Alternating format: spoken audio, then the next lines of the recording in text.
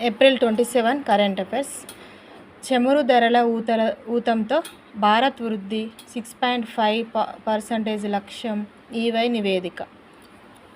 2025-26 ఆర్థిక సంవత్సరంలో భారత్ 6.5% వాస్తవ వృద్ధి రేటును నమోదు చేసే అవకాశం ఉందని అంతర్జాతీయ ఈవై అంచనా వేసింది.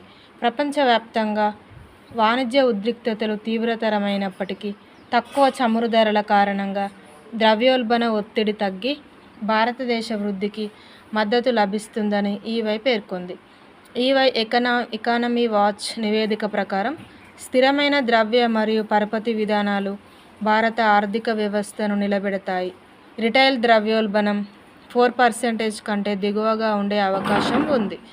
భారత వృద్ధిపై ప్రభావం చూపే 4 అంశాలు: తగ్గుతున్న ఎగుమతులు, అంతర్జాతీయ మందగమనం, ముడి చమురు ధరల పతనం, అంతర్జాతీయ అదనపు ఉత్పత్తి సామర్థ్యం.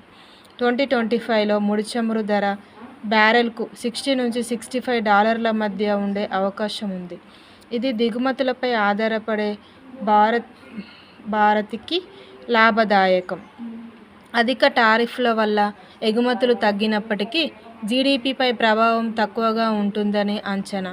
అంతర్జాతీయ అదనపు ఉత్పత్తి సామర్థ్యం కారణంగా యాంటీ డంపింగ్ చర్యలు చేపట్టాల్సిన అవసరం తలెత్తొచ్చని ఈవై హెచ్చరించింది. Thank you for watching.